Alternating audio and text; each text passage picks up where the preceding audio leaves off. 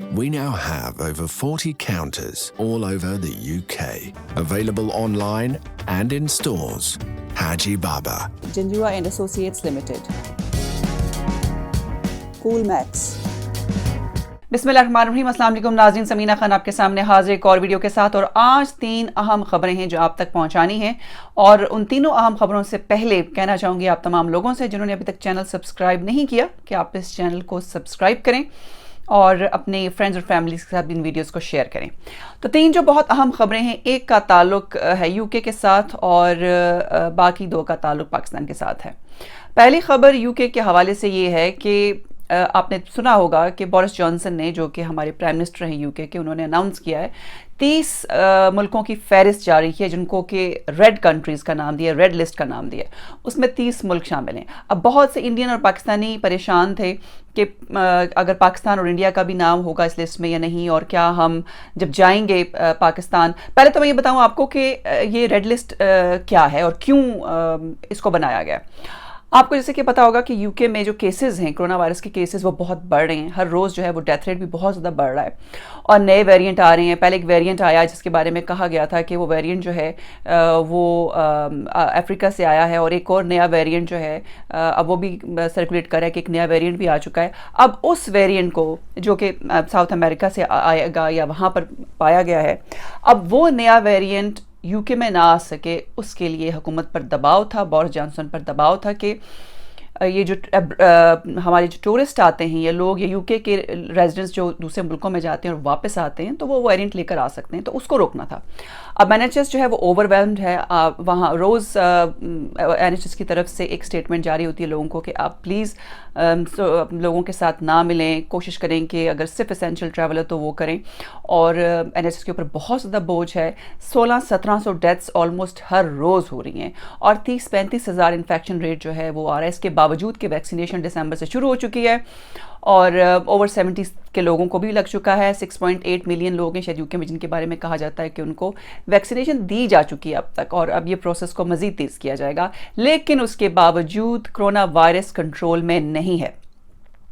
तो उसके मद्देनज़र गवर्नमेंट पर प्रेशर था। गवर्नमेंट ने ये फैसला किया कि अब बहुत से लोग जो मुल्क के अंदर आएंगे ट्रैवल करके, उन 30 मुल्कों में से उनको 10 दिन होटल में रहना पड़ेगा, और उनको क्वारंटीन होटल्स का नाम दिया गया है। हीथ्रो में बहुत से, उस हीथ्रो एयरपोर्ट के पास जो होटल्स हैं जो कि पिछले कुछ अरसे से बिज़नेस के लिए बंद थे क्योंकि ट्रैवल ही नहीं हो रहा था, उनको तैयार कर लिया गया है और उन्हें क्वारंटीन होटल का नाम दिया गया है। अब बहुत से पाकिस्तानी और इंडियन या बांग्लादेशी जो अपने मुल्कों में जाते हैं लोग, और ख़ास तौर पर मैंने ये देखा है कि आजकल के इस लॉकडाउन से भागकर बहुत से लोग पाकिस्तान गए हैं, बहुत से लोग इंडिया भी गए होंगे कि वहाँ पर कम से कम लॉकडाउन की रिस्ट्रिक्शंस नहीं है और यहाँ पर तो आप बिल्कुल घरों में बंद हैं। तो लोग यहाँ से भागकर, कोई दुबई जा रहा है, कोई कहीं जा रहा है।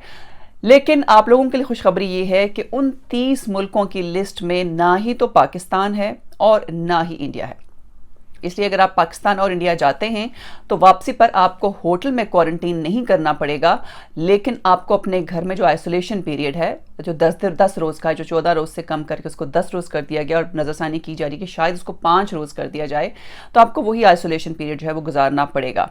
अब वो 30 कंट्रीज़ कौन सी हैं जो उस रेड लिस्ट में, उनके नाम मैं आपको बताऊँगी, और साथ ये भी कि आपको 1000 पाउंड जो है वो देना पड़ेगा इन होटल की रिहाइश का जो किराया होगा।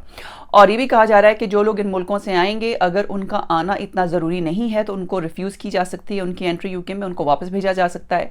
और वो लोग जिनको वो नहीं रोक पाएंगे, उनको इन क्वारंटीन होटल्स में ठहरना पड़ेगा, और भले वो यूके रेजिडेंट हो, भले वो ब्रिटिश पासपोर्ट होल्डर्स हो, उनको फिर भी इन्हीं होटल्स में रहना पड़ेगा। उन कंट्रीज़ की लिस्ट में जो नाम है वो है Angola, Argentina, Bolivia, Botswana, Brazil, Cape Verde, Chile, Colombia, Democratic Republic of Congo, Ecuador, Eswatini, French Guiana, Lesotho, Malawi, Mauritius, Mozambique, Namibia, Panama, Paraguay, Peru, Portugal, Seychelles, South Africa, Suriname, Tanzania, Uruguay, Venezuela, Zambia and Zimbabwe.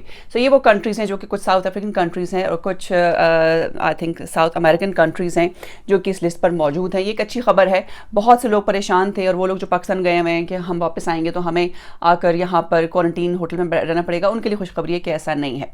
ये तो हो गई एक खबर। दूसरी खबर जो मैं आप लोगों को अपडेट दूँ, मैंने एक वीडियो की थी रिसेंटली कि मलेशिया में पाकिस्तानी तैयारा जो है मलेशियन कोर्ट ने اس کو سیز کر لیا تھا اور وہاں پر تمام جتنے پاکستانی پیسنجرز تھے وہ بورڈ ہو چکے تھے، ان کو پلین سے اتارا گیا اور انہوں نے کچھ 1-2 روز کی خواری کاٹی، لیکن پھر پاکستانی گورنمنٹ نے آلٹرنیٹ ارینجمنٹس کر دی تھی ان کے لیے، وہ واپس چلے گئے، لیکن طیارہ ملیشیا میں ہی رہ گیا. اور اس کی وجہ یہ تھی کہ اس طیارے کو 2015 میں ایک کمپنی سے لیز پر لیا گیا تھا جو آئی تھنک ایک ڈچ کمپنی تھی، اور لیز پر لینے کے بعد ان کی جو $14 ملین کی جو لیز پیمنٹس تھی وہ نہیں کی گئی تھیں.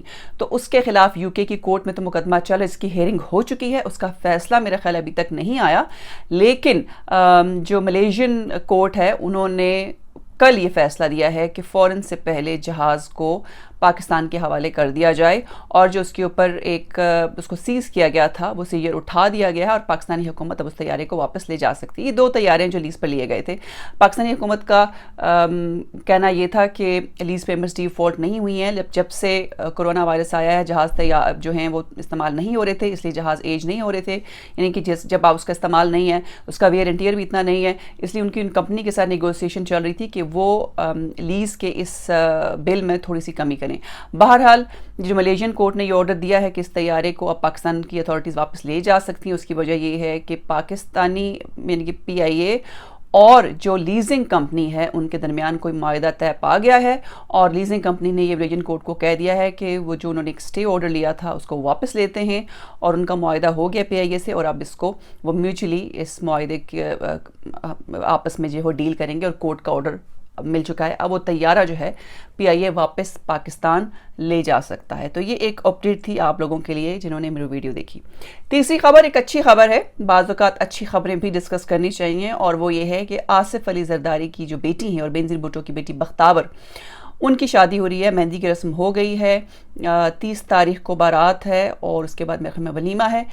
کچھ خبریں میڈیا میں گردش کریں، بعض وقت مجھے ہنسی بھی آتی ہے جب میڈیا کے لوگ اس قسم کے سوالات کرتے ہیں، اور وہ سوال جو تھا وہ کیا گیا مولانا فضل الرحمان سے کہ کیا آپ کو زرداری صاحب نے اپنی بیٹی کی شادی میں بلایا ہے؟ تو انہوں نے جواب دیا کہ کون سی شادی اور کس کی شادی ہو رہی ہے، مجھے تو کسی نے انوائٹ نہیں کیا.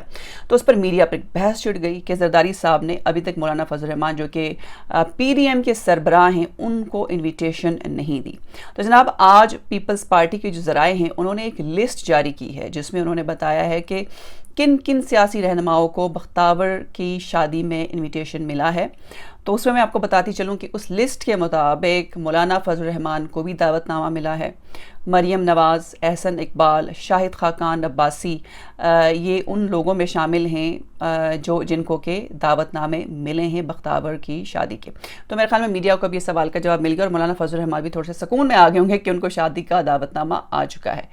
میری ذاتی رائے اس حوالے سے یہ ہے، مجھے بعض اوقات ایسا لگتا ہے کہ PDM کی جو مختلف جماعتیں ہیں، جو ایک 11 جماعتوں کا کٹ ہے جس میں مسلم لیگ نون سر فہرست ہے، پیپلز پارٹی ہے، JUI ہے، ANP ہے، اور اس میں چھوٹی چھوٹی جماعتیں دوسری بھی شامل ہیں.